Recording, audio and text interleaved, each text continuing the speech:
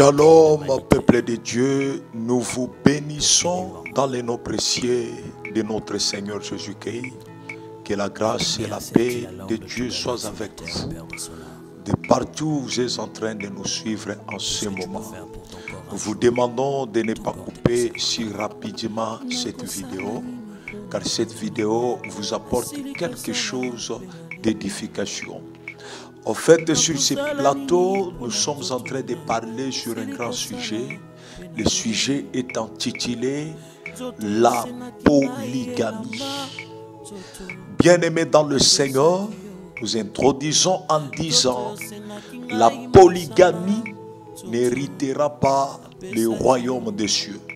Cela ne vient pas de moi, mais cela vient de Dieu lui-même et cela vient de sa parole.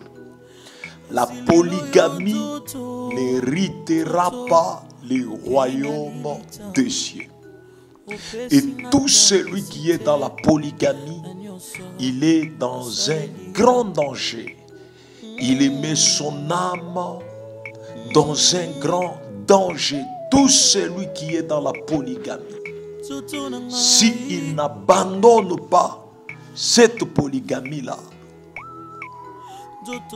il est en train de se jeter lui-même en enfer.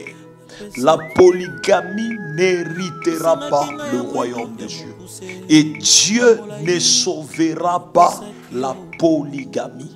Et quiconque est dans la polygamie, lui aussi ne sera pas sauvé, à moins si il abandonne cette vie-là de la polygamie. Et vous devez encore noter ceci. Tout celui qui est dans la polygamie, il a une vie de l'impudicité. Et devant les yeux de Dieu, il est considéré comme un adultère. Or, qui est un adultère? Un adultère, c'est celui qui était dans le mariage et qui a renoncé à son premier mariage et il a décidé de se remarier, ou soit il est encore dans le mariage, il part à l'extérieur pour former un deuxième mariage. Celui-là, il est considéré comme un adultère. Le fait d'abandonner ta femme et d'aller épouser une autre femme, devant Dieu, tu es un adultère. Le fait d'abandonner ton mari et d'aller encore à un autre mari, devant Dieu, tu es considéré comme un adultère. C'est pourquoi nous disons, tout celui qui est dans la polygamie, il est un adultère devant Dieu. Et il est considéré comme un impudique. Parce que pour se trouver dans la polygamie, dès le départ, vous avez une vie de l'impudicité. Vous êtes un impudique. C'est pourquoi tous les polygames, dès le départ, ils étaient des impudiques. Ils sont possédés par les esprits de l'impudicité. Alors, nous allons lire la Bible et les Écritures vont nous expliquer comment la polygamie ne sera pas sauvée. Parce que réellement, selon la pensée de Dieu, la polygamie ne sera pas sauvée. Nous sommes dans le livre de Genèse chapitre 6, verset 13. Et nous allons sauter, nous allons lire aussi le verset 18.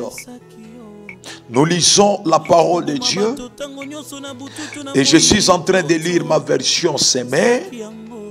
La Bible dit, Genèse 6, 13, Dieu dit à Noé, j'ai décidé de mettre fin à l'existence de toutes les créatures, car à cause des hommes, la terre est remplie d'actes de violence. Je vais les détruire ainsi que la terre. Nous sautons, nous lisons au verset 18. Mais j'établirai mon alliance avec toi. Et tu entreras dans le bateau, toi, tes fils, ta femme et tes belles filles avec toi. Regardons dans ces deux versets que nous venons de lire. La Bible dit à l'époque de Noé, la terre entière était remplie de violence et de méchanceté. Et les hommes de cette époque-là, ils étaient dans une vie du péché. Et Dieu avait décidé de détruire toute cette génération-là. Mais Dieu avait fait grâce à Noé parce que Noé était juste devant les yeux de Dieu. Et Dieu dit à Noé, j'établis mon alliance avec toi. Toi, tu entreras dans l'arche. Toi et ta femme. Voilà. Noé n'avait pas de femme. Noé n'était pas dans la polygamie. C'est pourquoi Dieu lui avait fait grâce. Et Dieu avait décidé de lui sauver parce qu'il n'était pas polygame. Dieu lui dit, toi et ta femme, tes 3 fils et les 3 femmes de tes 3 fils, vous entrerez dans l'arche et vous serez épargnés à la destruction qui doit venir. Les 3 fils de Noé, ils n'étaient pas aussi dans la polygamie. Parce que la Bible a énuméré 3 femmes. Et les 3 femmes-là, c'était les femmes des 3 fils de Noé. C'est-à-dire chacun avait une femme. Tout comme Noé aussi avait une seule femme. Et l'écriture ici nous révèle déjà que la polygamie ne sera pas sauvée.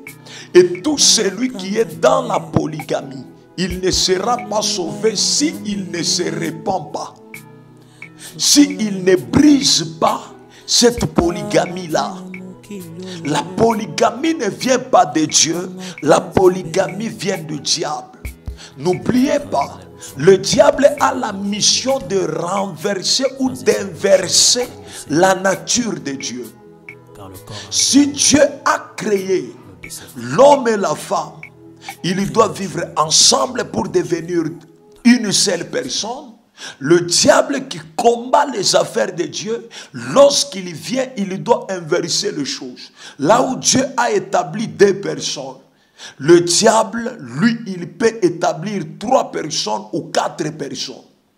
C'est pourquoi la polygamie n'est pas la pensée de Dieu. La polygamie, c'est la pensée du péché. Or, le péché vient du diable, car le diable a péché dès le commencement. La polygamie n'est pas la pensée de Dieu. Si on peut encore reculer dans Genèse, chapitre 2, quand Dieu avait créé Adam, Dieu n'avait pas donné à Adam 2 femmes. Dieu avait donné à Adam une seule femme. Et Dieu avait institué, établi une seule loi unique et invariable sur laquelle devait être posé le mariage. Dieu dit, c'est pendant l'homme quittera son père et sa mère et s'attachera à sa femme, et les 2 deviendront une seule chair ou une seule personne. Voilà la loi unique et invariable de Dieu qui contrôle le mariage et qui contrôle tous les mariés. Les 2 deviendront une seule chair. Pas le 3, pas le 4, pas le 8 qui doivent devenir une seule chair. Là déjà c'est la déformation de la loi de Dieu. Or, quiconque est dans la polygamie, il a déjà violé la loi de Dieu. Or, violer la loi de Dieu, Dieu te considérera directement comme un péché. Violer la loi de Dieu, c'est commettre le péché. Pourquoi? Parce que par définition, le péché, c'est la violation de la loi de Dieu. C'est ça le péché. Or, tout celui qui est dans la polygamie, il a déjà violé la loi de Dieu. Et lorsqu'on viole la loi de Dieu, Dieu doit te condamner et te punir. C'est pourquoi tous les polygames, Dieu les punira à la fin, au jour du jugement dernier. Dieu les jugera. Le mariage n'est pas pour 3 personnes. Le mariage n'est pas pour 4 personnes. Le mariage est pour 2 personnes. Un homme et une seule femme. Voilà la pensée du mariage. Voilà même le sens du mariage. Mais lorsque un homme se marie à 2 femmes, à 3 femmes, cet homme-là déforme la loi de Dieu. Et par là, Dieu sera obligé toujours d'écrire le nom de cette personne-là dans le livre du jugement et de la condamnation. C'est pourquoi toi qui es dans la polygamie, tu dois quitter dans cette vie-là. Toi qui comptes épouser une 2e femme, une 3e femme, tu dois quitter dans cette vie-là. Car la polygamie n'héritera pas le royaume des cieux. Et il y a beaucoup de personnes aujourd'hui qui disent, maintenant pourquoi Salomon était polygame? David était polygame. Les gens de temps ancien, ils étaient des polygames. Mais laisse-moi te dire, toi tu n'es pas Salomon, toi tu n'es pas David. Et pour aller plus loin, David, Salomon, tout ce monde-là de temps ancien, ils étaient sous l'ancienne alliance. Or, l'ancienne alliance, c'est une alliance qui est accompagnée par la volonté permissive de Dieu, non par la volonté parfaite de Dieu. Et cette ancienne alliance, c'était une alliance d'esclavage. C'était une alliance de la mort. C'était une alliance de la condamnation. C'est pourquoi tous ceux qui étaient sous l'ancienne alliance, ils étaient considérés par Dieu comme des pécheurs et des hommes condamnés. C'est pourquoi David, qui était prophète, il avait vu ces choses, il avait compris ces choses et il avait fait cette déclaration en disant que quand le Seigneur viendra, il n'oubliera pas mon âme dans le séjour des morts. C'est-à-dire, et David et Salomon et tous, ils étaient au tourment après leur mort. Et ils attendaient la venue de Jésus afin que Jésus aille aussi les évangéliser pour qu'ils soient délivrés des tourments. C'est pourquoi quand le temps était arrivé, Dieu avait établi une nouvelle alliance. Et c'est la nouvelle alliance qui est accompagnée de la volonté parfaite de Dieu.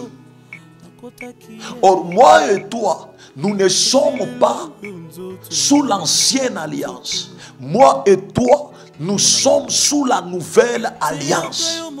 Or, comme la nouvelle alliance est accompagnée de la volonté parfaite de Dieu, nous tous, nous sommes appelés à être dans la volonté parfaite de Dieu. C'est pourquoi quand Jésus-Christ était mort, la Bible témoigne bien qu'il était allé même chez les morts, les évangéliser. Pourquoi il était allé l'évangéliser? Parce que les gens du temps ancien, lorsqu'ils étaient morts, ils allaient dans le lieu des tourments et ils attendaient la venue de Jésus pour qu'ils soient affranchis aussi. C'est pourquoi quand Dieu avait établi la nouvelle alliance, Dieu avait ôté le péché. Et Dieu a appelé maintenant les hommes à vivre sa volonté parfaite